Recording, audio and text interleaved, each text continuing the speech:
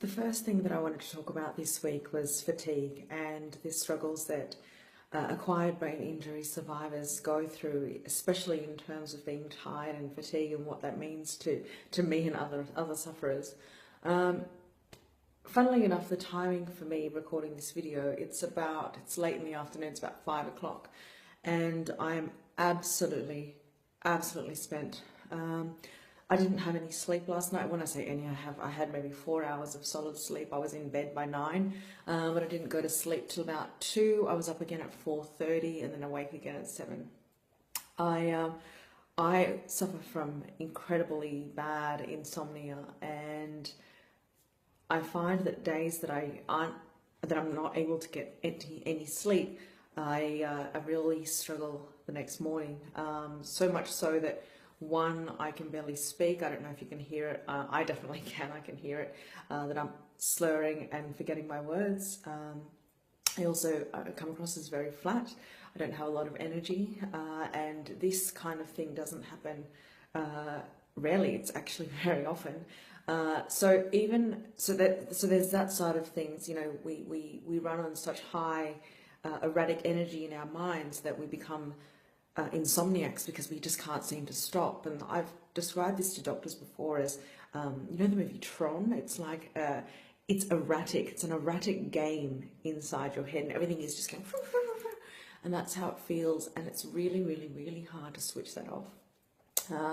The other side of being very tired after surviving an acquired brain injury or traumatic brain injury is that no amount of sleep really repairs your brain for the next day. So, you know, in essence, going to sleep, you know, that 8 hours of sleep that you get, that's the time that your body, especially your brain and your cells, they need to recover and replenish for the next day. When your brain has been damaged so badly, it takes sometimes a lot more time to repair so that it can be at that 100% energy that it needs to be at. And some days, you know, especially when we're in high pressure or under high stress, our brains need, and when I say our, I'm talking specifically about ABI survivors, our brains need much longer to recover. So even though some nights I get 8 hours of sleep, I'll still wake up next morning absolutely exhausted. And that also plays into, you know, I've been diagnosed with depression and anxiety and post-traumatic stress disorder.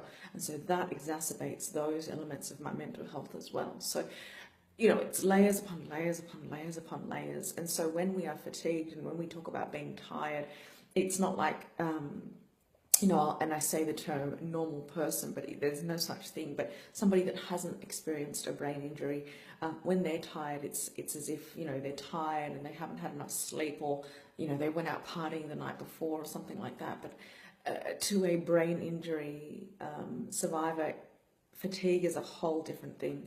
It's not just tired. I'm not just, give me a minute, I'll have a coffee and I'll be fine. It's an overwhelmingly heavy feeling of tiredness, unexplainable. And it's funny because I've spoken to other traumatic brain injury survivors, and we all resonate together because we can understand each other. It really isn't just tired. It's beyond exhausted, and that can happen on the daily. And you can imagine how frustrating that is for us. So that's one of the areas that I'll be talking about this week to highlight Brain Injury Awareness Week. And I hope that, you know, if you know somebody that has had a brain injury in the past, you know, just keep in mind that sometimes when they're tired, it's a different kind of tired. So until tomorrow, I'll see you then. Thank you.